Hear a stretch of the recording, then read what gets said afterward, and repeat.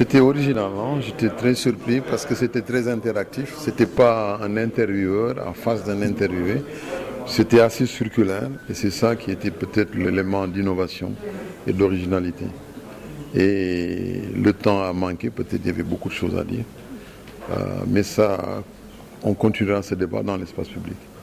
Mais ça nous a permis de fixer un certain nombre de choses, pas toutes, mais l'essentiel. Je ne veux pas être critique, c'est la première fois que je découvre ce format, alors que j'ai fait beaucoup de plateaux ici à l'international, mais c'était très original. Bon, je veux prendre le temps de réfléchir sur ça, mais j'étais assez séduit par la manière dont c'était conduit. Pour une fois, il y a un débat constructif et beaucoup d'informations données par-ci par-là, et c'est ce qui n'est pas souvent le cas. Maintenant, le sujet qui était traité aujourd'hui, en tout cas, est un sujet très intéressant et que les Sénégalais ont besoin de comprendre ces choses-là. Les Sénégalais voient beaucoup de personnes apparaître d'un coup, se réclamant de la société civile.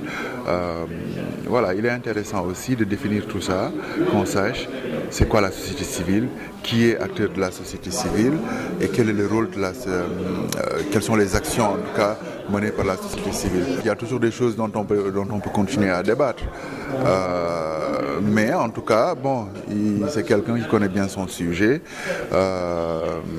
C'est quelqu'un aussi qui a les informations qu'il faut sur l'action de la société civile.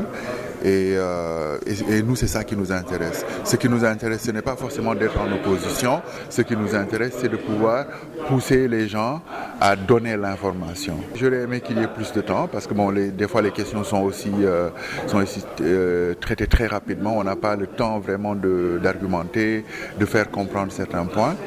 Et ça aurait été bien qu'il y ait plus de temps. Je ne suis pas surpris, je connais Mamadou. Nous avons travaillé pendant au moins 3 ans, on a animé des émissions ensemble. Donc ça ne me surprenait pas. Et Mamadou, quoi qu'on puisse vous dire, fait partie des intellectuels qui n'ont pas peur d'exprimer leur opinion et qui ne cherchent pas à orienter en fonction de quelqu'un qui m'écoute ou un intérêt particulier. C'est ça sa caractéristique, c'est pourquoi vous avez vu, le débat a été un débat de substance et non de slogan comme on a l'habitude de le dire, de le voir, ou bien de profession d'opinion. C'était vraiment des gens qui réfléchissaient, qui essayaient de sortir quelque chose d'utile au cours du débat. C'est très difficile de dire on a évacué toutes les interrogations au cours d'une seule émission. Mais comme on suivait un peu ce qu'il faisait, déjà que les interrogations n'étaient pas très nombreuses à notre niveau, c'était plutôt sa lecture de la réalité actuelle et des débats en cours dans ce pays qui nous intéressait et je pense qu'il a donné le meilleur de lui-même. Le format, je le trouve très intéressant, je le trouve très vivant. Au lieu d'organiser des combats de coqs entre deux adversaires ou deux ennemis entre guillemets, je préfère ce genre de format où les gens ont l'occasion, ont le temps de réfléchir au lieu d'assister à des combats de coqs. C'est une expérience, je suis en train moi-même d'apprendre. Ce que j'avais prévu ne s'est pas du tout passé de la même manière que ce que nous venons de vivre.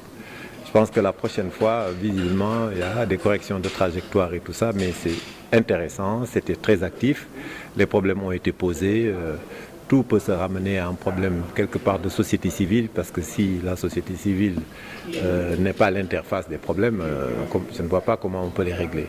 Et je crois que d'abord le sujet était hyper intéressant, l'invité était hyper intéressant.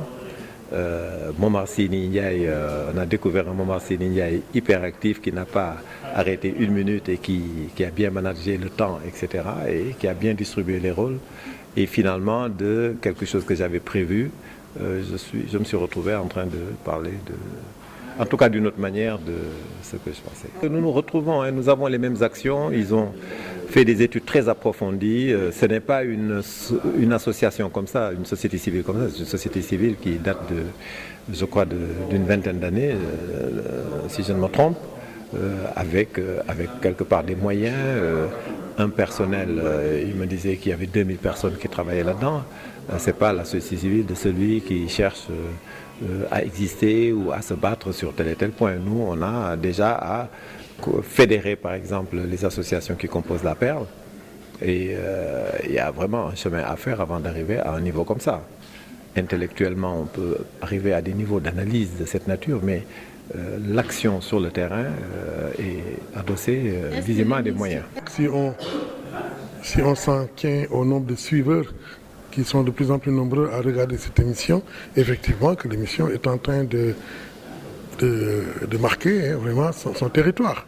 Je pense qu'à ce niveau-là aussi, c'est bien. On a de plus en plus des invités de qualité, même si, comme le déplorait tout à l'heure Dame, on a peut-être un peu trop tendance à changer la formule, mais c'est un peu en cherchant qu'on finira par trouver.